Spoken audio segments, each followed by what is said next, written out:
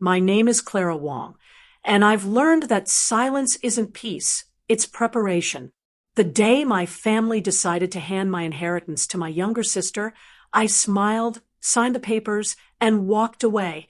They thought calm meant surrender, but calm was just the sound of my plan unfolding. For 6 months, I waited, built, and calculated until the day came when the home they'd taken from me would cost them everything. Some storms don't roar, they whisper before they strike. Speech balloon, tell me, where are you watching from? Don't forget to like, subscribe, and join me for more powerful revenge stories. I've learned that silence isn't always peace. Sometimes it's the sound of something gathering strength.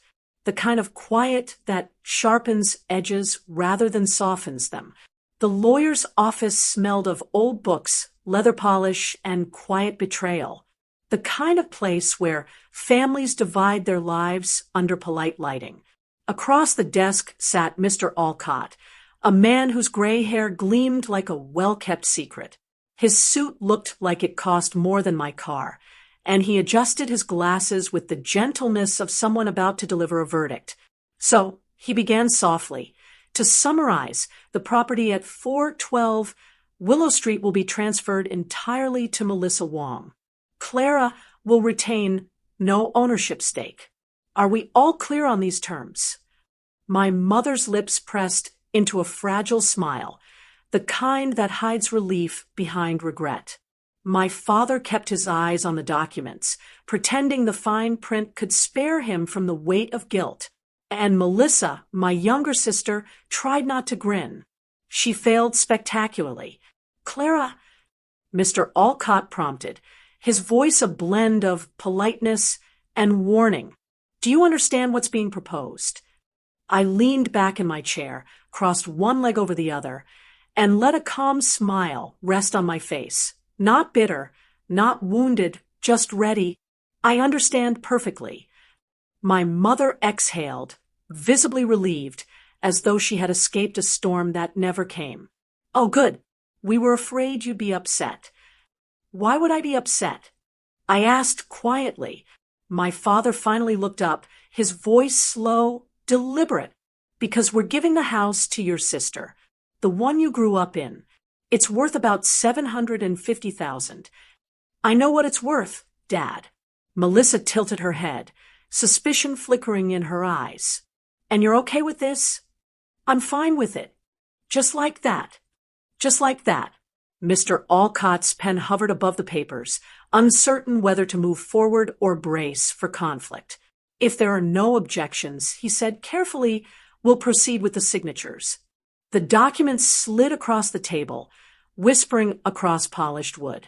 My mother signed first, her hand trembling slightly. My father signed next, firm and businesslike, as though he was approving a work order.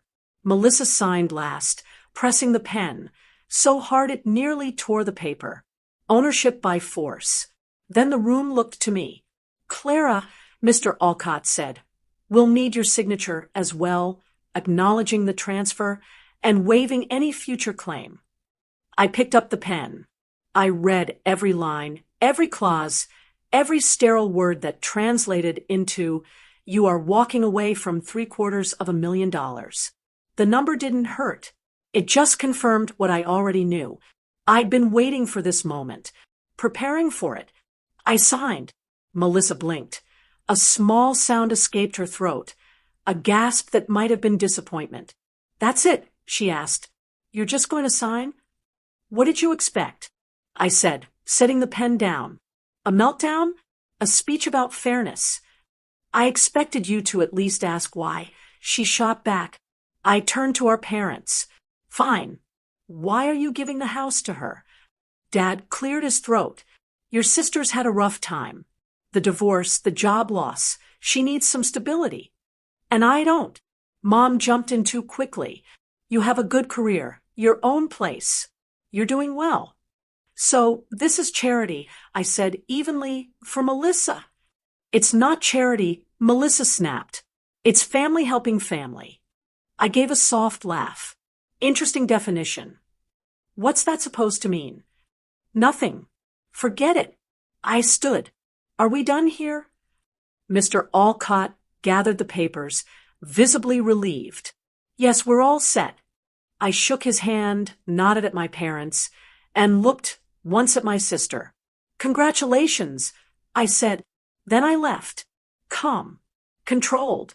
Outside, the air was sharp with late autumn chill. My mother's voice followed me, quick, anxious footsteps behind it. Clara, wait. I turned. She looked at me like she was searching for cracks in a wall. Are you sure you're okay? What do you want me to say, Mom? That I'm heartbroken. I just want you to be honest. I'm being honest. I'm fine with it. But the house was meant for both of you. Plans change, I said. I understand. Do you? She asked softly, almost pleading. Because you're acting strange. I smiled again, the same careful smile that unnerved her in the lawyer's office. Mom, I promise I'm fine. Melissa needs it more. You did the right thing. She hugged me. You're such a good sister, she whispered. Melissa's lucky to have you. I hugged her back and said nothing. Through her shoulder, I saw Dad and Melissa by the car. Their faces were stiff, his confused, hers suspicious. Even if they couldn't name it, they felt it. The space between what they believed I felt and what I actually did. I got into my car, shut the door, and let the silence fold around me. My phone buzzed. Evan, my boyfriend, had sent a photo, a kettle steaming on our stove. The caption read, "You okay? Tea's ready." I swallowed hard and typed back, "Be home soon. I'm fine." Then I turned the screen face down. Tenderness was dangerous right now. Because here's what none of them knew. I had been expecting this for 6 months. It started on Thanksgiving. The house was full, laughter too loud, wine too cheap. I'd stepped into the kitchen for a refill when I heard it, voices filtering through the dining room arch. How do we help Melissa without giving her cash she'll waste? Dad murmured, what if we gave her the house? Mom said, but both girls are supposed to inherit it. Clara's doing fine, Dad replied. She won't miss it. Melissa needs something she can't sell off. Their voices blended with the clatter of silverware. They didn't know I was standing just out of sight. They didn't think I'd ever need to. People always underestimate the quiet ones. 6 months. That's how long I'd had to prepare my smile and my response. By the time they started hinting about future estate planning, I already knew their plan was older than their guilt, and mine older than my forgiveness. Back home, I dropped my keys into the small brass bowl by the door, the one Evan always said was too noisy. The scent of eucalyptus candles filled the air, familiar and grounding. I sat at my desk, opened my laptop, and clicked a folder labeled Project Eclipse. Inside, 6 months of work, property records, financial statements, meeting notes, legal templates, and at the heart of it, an LLC registration. A nondescript name no one would recognize, tied to me through just enough distance to be invisible. I scrolled through the documents until I reached one titled Purchase Agreement, Horizon Towers, Unit 508, a 2-bedroom condo, recently occupied by a retired couple, Robert and Lillian Wong. My parents, their current home, the same home they'd moved into 2 years ago after downsizing for simplicity. What they didn't realize was that simplicity without boundaries is just a softer version of denial. I hadn't met the seller, didn't need to. Every transaction had gone through property managers and attorneys. No names, no traces. The lease was expiring in 30 days. The new owner, my LLC, would not renew. Clean, legal, silent. An email pinged from Mr. Hahn, property manager, confirming non-renewal notices to tenants on the 15th. Tenants, Robert and Lillian Wong. Please confirm. I typed, confirmed. Proceed as planned. Then I hovered over send. For 1 second, I let myself feel the weight of it. Not guilt, gravity. Click. The message was gone. When I closed the laptop, the air in the apartment felt heavier, as if the walls had inhaled everything I hadn't said. From the kitchen, I heard Evan opening drawers, the faint clink of mugs. He appeared in the doorway, holding 2 cups like small peace offerings. Chamomile or mint? He asked. Chamomile, I said, taking the cup, feeling the warmth slide into my hands like quiet reassurance. He studied me for a moment, the kind of long look that reads more than it asks. How bad? Not bad, I said, and I meant it. Expected. He nodded, the way people do when they love someone enough to let silence fill in the rest. I'll be in the living room if you want to talk. Thank you. When he left, I stood there, staring at the soft steam rising from my tea. It was a fragile, temporary calm, but it was mine. I thought about the way my mother said fair, the way my father said stability, the way Melissa said family. Words that sound noble until you trace them back to the hands that shaped them. My phone buzzed again, a message from Melissa. We should celebrate the house sometime this week. Dinner maybe? I stared at it. Melissa hadn't invited me to anything in years unless she needed something. Can't tonight. Work stuff. Rain check. She replied instantly. Thanks for being cool about this. I really need this right now. I know you do. You're the best sister ever. I placed the phone face down, watching the screen fade back to black. I reopened my laptop. The folder Project Eclipse blinked back at me like an unspoken truth. I scrolled to the spreadsheet labeled Notice Timeline.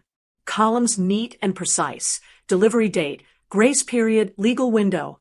I filled the cells with dates, color-coded them for efficiency. It calmed me. People think revenge burns. It doesn't. It freezes first, slows you down until you can measure every step, every breath. This wasn't revenge. It was arithmetic, a transaction of consequence. The next morning, I wrote a sticky note and pressed it onto my monitor. T30. 30 days until the lease ended. 30 days until cause med effect. It didn't feel like a countdown. It felt like a lab experiment, precise, sterile, inevitable. Days passed like a rhythm I could hum to myself. I worked on client accounts, handled meetings, smiled when required. Nobody at the office could tell that while I was discussing budgets and projections, another set of numbers ticked quietly in the back of my mind. At night, Evan cooked simple meals, garlic noodles, vegetables, tea. He'd tell stories about his coworkers, about how one guy alphabetized tea bags by mood. I laughed genuinely. He offered normalcy like a warm blanket, and I was grateful for it. But when he went to bed, I'd open the laptop again, the glow of the screen painting me in pale determination. On the 10th day, my phone pinged with a text from Melissa. House painters coming Saturday. Want to swing by? Schedule's tight. I replied. Soon then. I can't believe it's finally mine. I keep picturing our childhood rooms. Remember the pink wallpaper you hated? You and me both. I typed, then deleted it. Instead, I sent a thumbs up emoji. That Saturday, instead of visiting, I parked half a block from the old house. The late sun made the windows burn gold. I sat there, unseen, as they moved about inside. Mom gesturing animatedly toward a wall. Dad frowning at a tape measure. Melissa holding swatches up to the light, her mouth forming the word perfect. They were staging my childhood like a set for a show I'd been written out of. I watched for 10 minutes, then drove away. The car's tires whispered against the asphalt, the softest sound of letting go. I didn't go home. Instead, I drove across town to Horizon Towers. From the street, the building stood sleek and reflective, glass catching the evening glow. I looked up to the 5th floor. My parents' apartment lights were on, one dim lamp, the kind they always kept beside the sofa. The balcony door was slightly open, and Mom's little ficus leaned toward the light, still alive, still hopeful. They looked like any older couple who had made reasonable choices. Except reason has limits when love starts keeping score. A few days later, Mr. Han called to confirm. Per instruction, non-renewal notices for tenants will be delivered on the 15th. Should any tenants wish to discuss, shall we direct them to the LLC's legal address? Yes, I said. Refer all inquiries there. Very good, Ms. Lin. Hearing the name attached to my alias sent a shiver of satisfaction through me. Layers of separation, protection, precision. That evening, I marked April 15th in my digital calendar. The act felt mechanical but deeply intimate, a line crossed in inkless silence. Afterward, I sat on the couch beside Evan and pretended to watch a documentary, but the words on screen blurred. The plan had momentum now.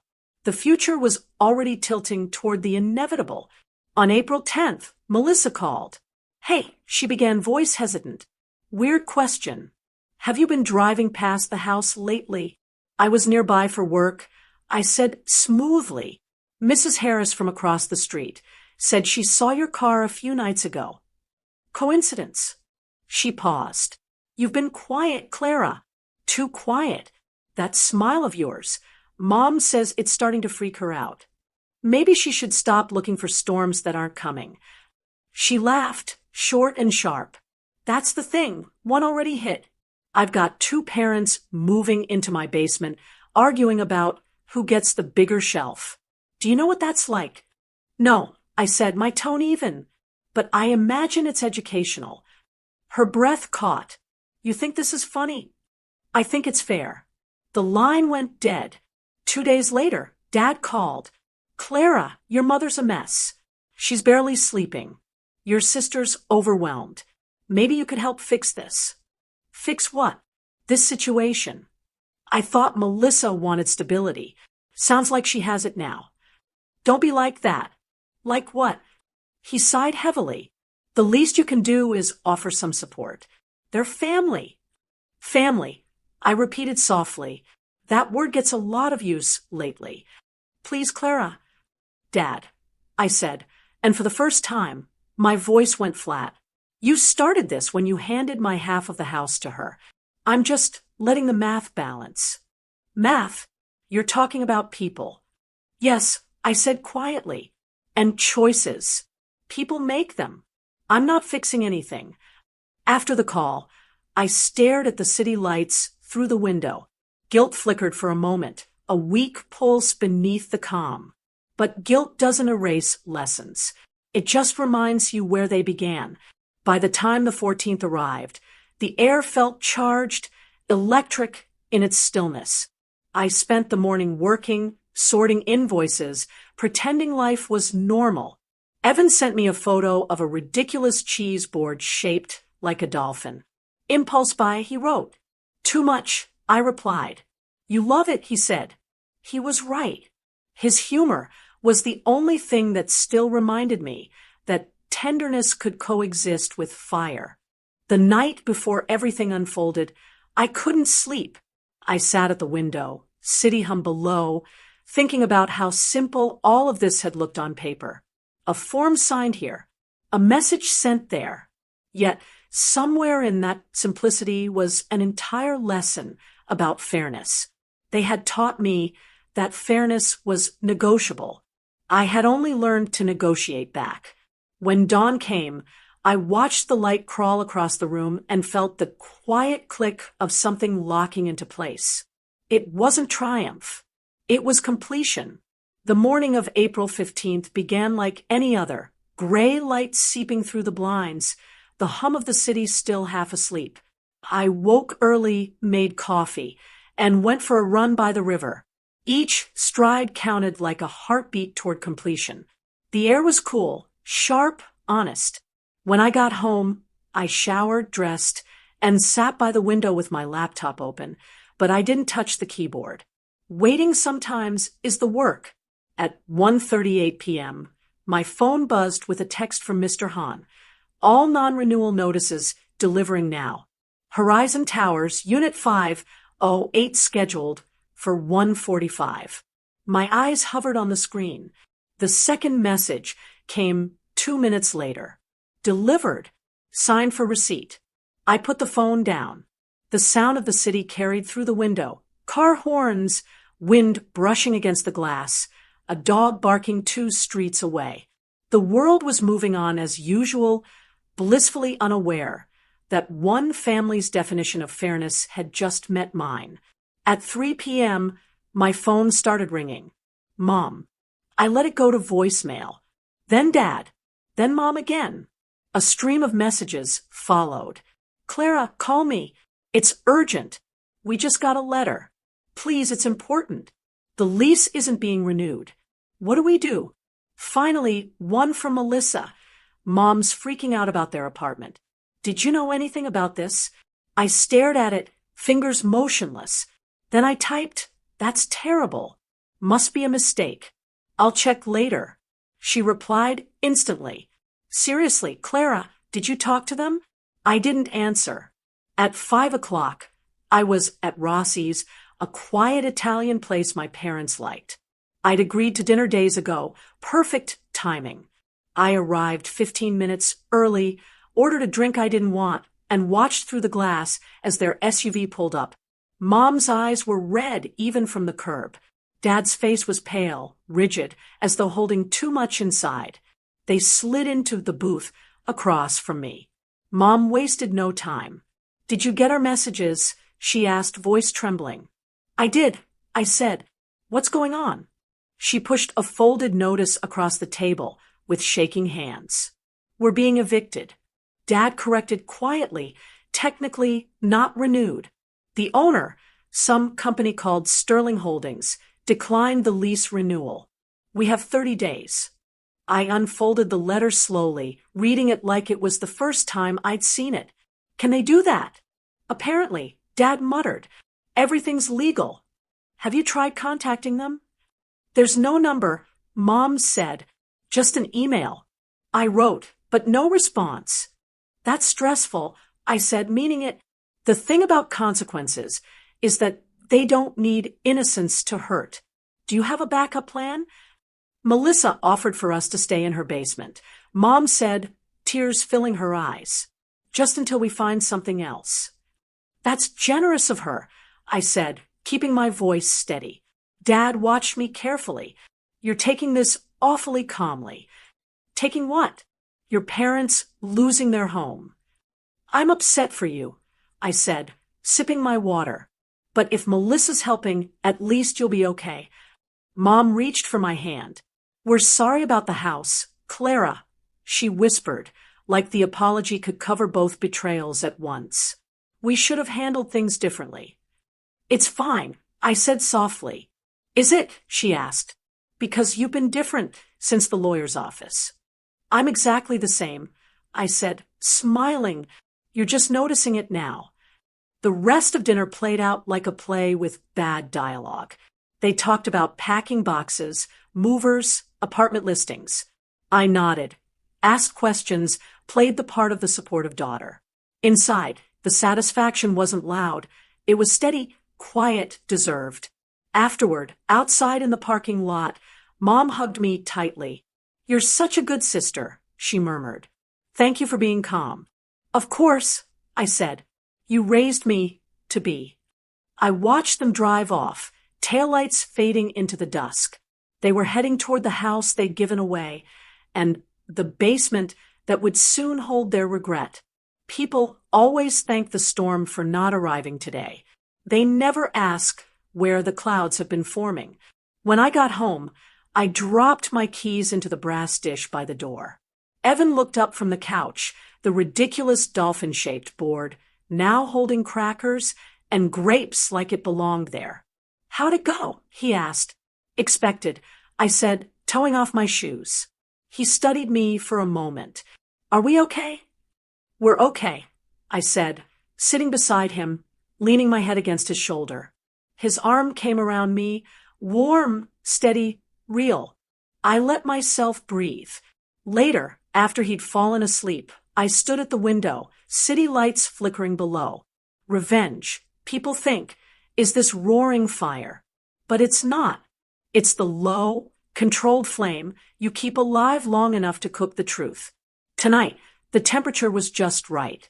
The following week unfolded like a quiet play I'd already memorized. Melissa texted about how cramped the basement was becoming. Mom sent photos of half-labeled boxes captioned with making progress and too many exclamation marks. Dad forwarded rental listings, pretending it was research, not desperation. On the 10th day, my phone rang again. Melissa, Mom's exhausted. She said sharply, Dad's irritable. They're driving me insane. You need to do something. What would you like me to do? Help fix this. I thought you said family takes care of family. Don't get snarky, Clara. They're miserable. You're the calm one, remember? I am calm, I said. That's why things are working out. She exhaled hard. You're impossible. I'm consistent. I corrected. There's a difference. She hung up. 2 days later, Dad called again. Your mother's at her breaking point. Michelle can't handle them much longer. I'm sure she'll adapt. Clara, he warned, this isn't funny. It's not meant to be. But choices have consequences, Dad. You taught me that. Not like this. Exactly like this, I said, and ended the call. That night, I lay awake listening to the city. Somewhere across town, in a cluttered basement, my family was learning that security built on someone else's sacrifice doesn't last. It wasn't joy I felt, it was release. A week later, I received an email from Mr. Han. Unit 508 successfully vacated. Final inspection complete. Deposit forfeited due to early termination. I read it twice. My hand trembled slightly, not from regret, but from the sheer finality of it. I typed back, thank you, process full closure. Then I shut my laptop for the last time under the name Project Eclipse. When I walked into the living room, Evan was watching the rain hit the windows. You seem lighter, he said, turning to me. I am, I admitted. Something ended today. Good ending or bad? Necessary, I said. He nodded, and that was enough. Weeks later, Mom called. Her voice was calmer now, quieter, as if the storm had finally passed. We found a small apartment, she said. Not perfect, but it'll do. I'm glad, I said, meaning it. Pause. Clara, were you involved with the lease thing? I smiled to myself. Why would you think that? Because you've been too calm.